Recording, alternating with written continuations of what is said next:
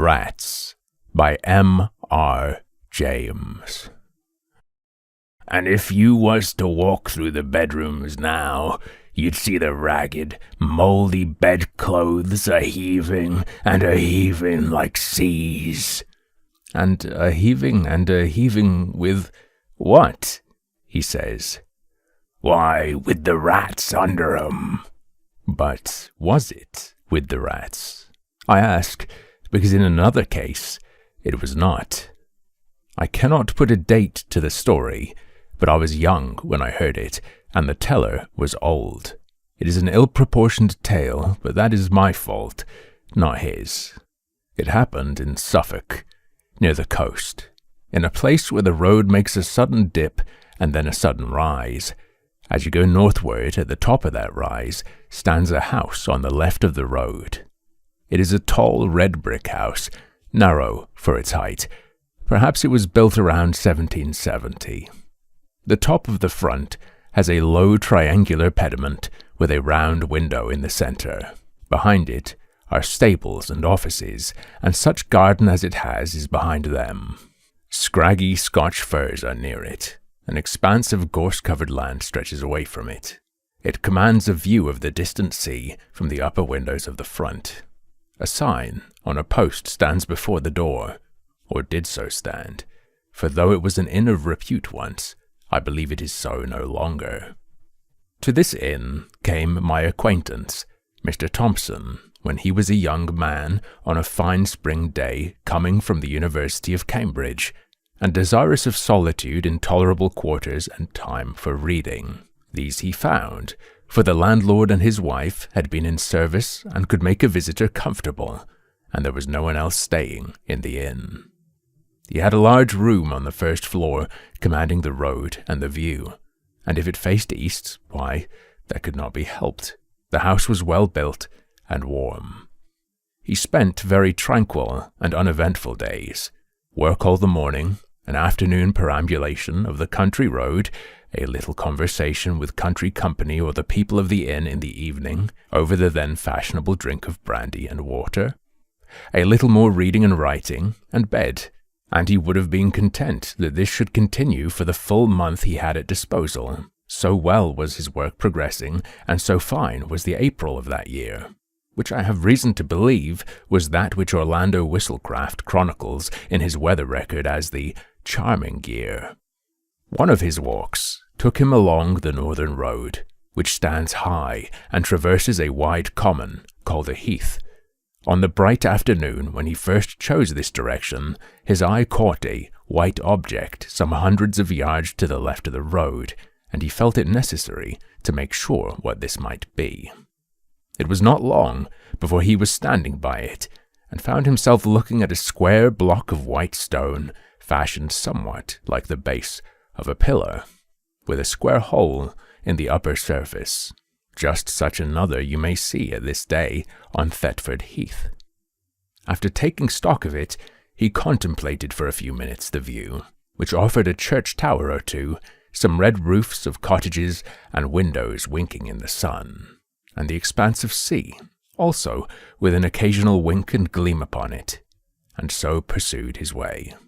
In the desultory evening talk in the bar, he asked why the white stone was there on the common. An old-fashioned thing, that is, said the landlord, Mr. Betts. We was none of us alive when that was put there. That's right, said another. It stands pretty high, said Mr. Thompson. I dare say a sea mark was on it some time back. Ah, yes, Mr. Betts agreed. I have heard they could see it from the boats, but whatever there was, it's fell to bits this long time. Good job, too, said a third. 'Twarn't a lucky mark, by what the old men used to say.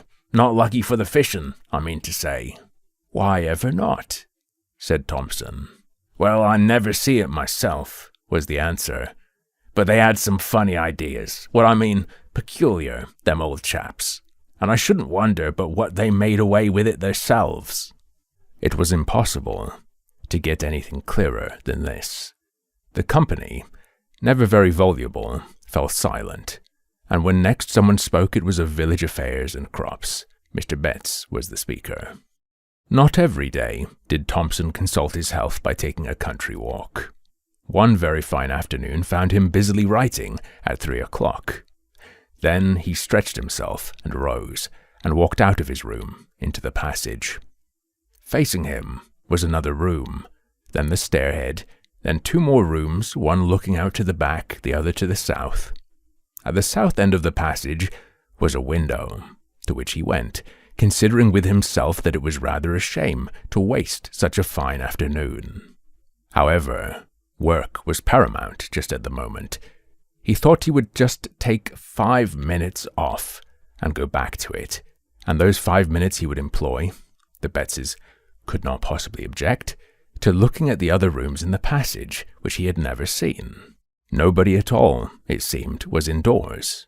Probably, as it was market day, they were all gone to the town, except perhaps a maid in the bar. Very still the house was, and the sun shone really hot. Early flies buzzed in the window panes, so he explored. The room facing his own was undistinguished, except for an old print of Bury St. Edmunds. The 2 next to him on his side of the passage were gay and clean, with 1 window apiece, whereas his had 2. Remained the southwest room, opposite to the last which he had entered. This was locked, but Thompson was in a mood of quite indefensible curiosity, and feeling confident that there could be no damaging secrets in a place so easily got at, he proceeded to fetch the key of his own room, and when that did not answer, to collect the keys of the other 3. One of them fitted, and he opened the door. The room had 2 windows looking south and west, so it was as bright and the sun as hot upon it as could be.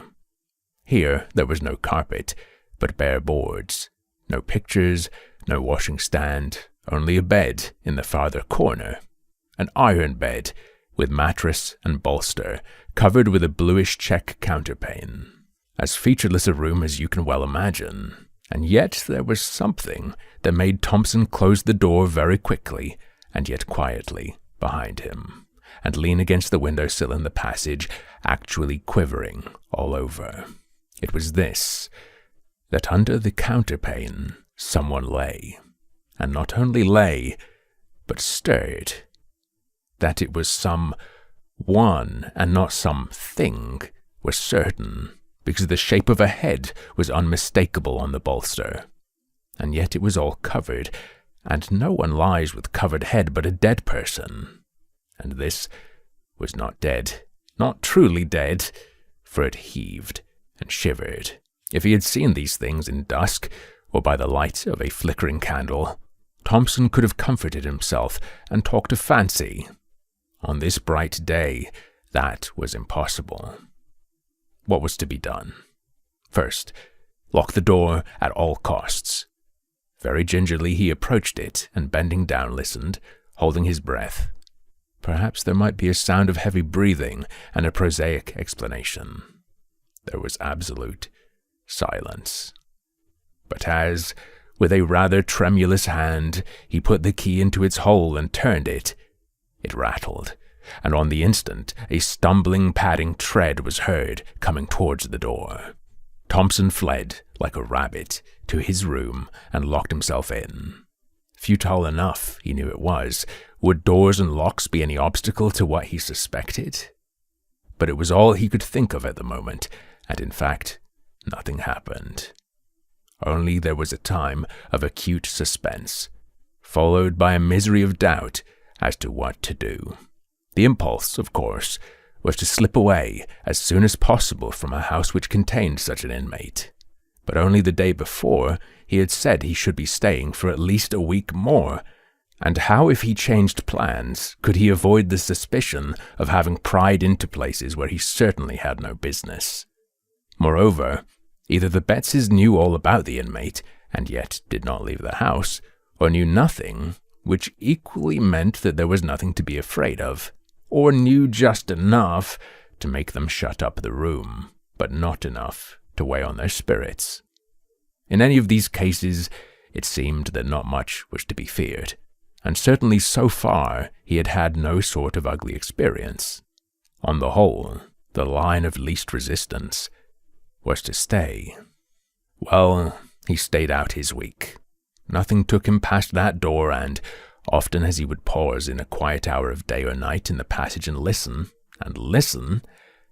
no sound whatever issued from that direction. You might have thought that Thompson would have made some attempt at ferreting out stories connected with the inn, hardly perhaps from Betts, but from the parson of the parish or old people in the village. But no. The reticence which commonly falls on people who have had strange experiences and believe in them was upon him. Nevertheless, as the end of his stay drew near, his yearning after some kind of explanation grew more and more acute. On his solitary walks, he persisted in planning out some way, the least obstructive, of getting another daylight glimpse into that room, and eventually arrived at this scheme. He would leave by an afternoon train, about 4 o'clock. When his fly was waiting and his luggage on it, he would make one last expedition upstairs to look round his own room and see if anything was left unpacked, and then, with that key, which he had contrived to oil, as if that made any difference, the door should once more be opened, for a moment, and shut. So it worked out. The bill was paid, the consequent small talk gone through while the fly was loaded. Pleasant part of the country, been very comfortable thanks to you and Mrs. Betts. Hope to come back sometime, on one side. On the other, very glad you found satisfaction, sir. Done our best. Always glad to have your good word. Very much favoured we've been with the weather, to be sure. Then, I'll just take a look upstairs in case I've left a book or something out. No, don't trouble, I'll be back in a minute. And as noiselessly as possible, he stole to the door and opened it. The shattering of the illusion. He almost laughed aloud. Propped, or you might say sitting, on the edge of the bed was nothing in the round world but a scarecrow. A scarecrow out of the garden, of course, dumped into the deserted room. Yes. But here, amusement ceased. Have scarecrows bare, bony feet? Do their heads loll onto their shoulders? Have they iron collars and links of chain about their necks? Can they get up and move, if never so stiffly, across a floor with wagging head and arms close at their sides, and shiver?